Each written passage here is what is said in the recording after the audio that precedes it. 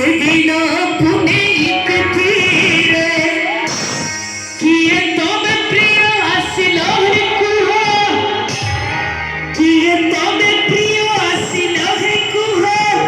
ଏ ଭାଇ ଆସିଲେ ଆସିଲେ ଘରେ କଲ ଦୁଷ୍ଟମି କରି ଚାଲିଗଲ। କିଏ ତମେ ପ୍ରିୟ ଆସିଲ ହେ କୁହ, ଆରେ ହାତ ମାରିଦେଲ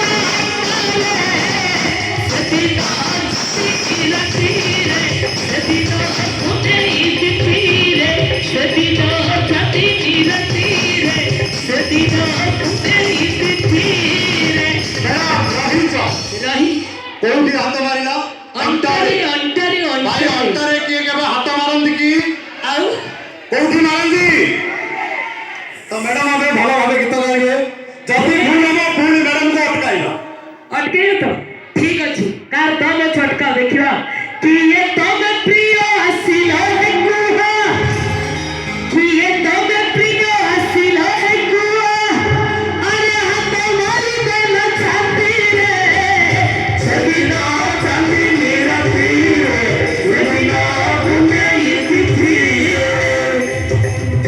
ସତରେ କିନ୍ତୁ ମୁଁ ଆଗେ ଗୋଟେ କଥା କହିବି ଭାଇ, ଆମେ ଯେତେବେଳେ ଷ୍ଟେଜକୁ ଆସୁଛୁ ଆପଣମାନେ ଷ୍ଟେଜରେ ଯିବା ଆସିବା କରୁଛନ୍ତି, ଦୟାକରି ଆପଣ ଟିକେ ଶାନ୍ତି ଶୃଙ୍ଖଳା ରକ୍ଷା କଲେ ଆମକୁ ଭଲ ଲାଗିବ, ଆପଣଙ୍କୁ ବି ଭଲ ଲାଗିବ। କାହିଁକି ନା ଦର୍ଶକ ବନ୍ଧୁ ଆପଣଙ୍କ ଉପରେ ସିସିଟିଭିର ନଜର ଅଛି। ଯଦି କିଛି ଆପଣ ଅଘଟଣ ଘଟାନ୍ତି ତାହେଲେ ଆଇନ ଅନୁଯାୟୀ ଆପଣମାନଙ୍କୁ ଦଣ୍ଡିତ କରିଯାଇପାରେ।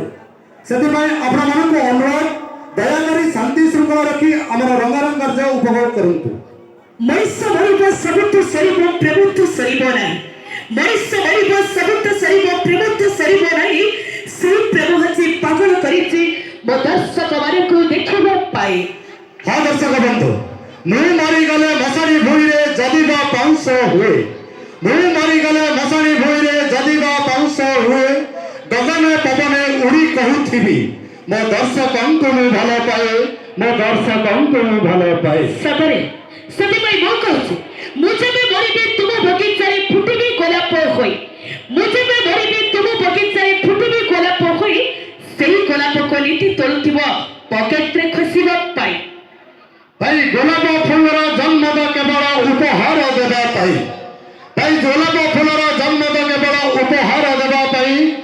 ସେ ଫୁଲର ଯୋଗ୍ୟତା ଆମ ଭଳି ଦେବତାଙ୍କ ପୂଜାର ଅଛି କି? ସେଇଥିପାଇଁ ତ ସମସ୍ତେ କୁହନ୍ତି ଗୋଲାପ ଫୁଲର ଯୋଗ୍ୟତା ଉପହାର ଦେବା ପାଇଁ, ଗୋଲାପ ଫୁଲର ଜନ୍ମ ତ କେବଳ ଉପହାର ଦେବା ପାଇଁ।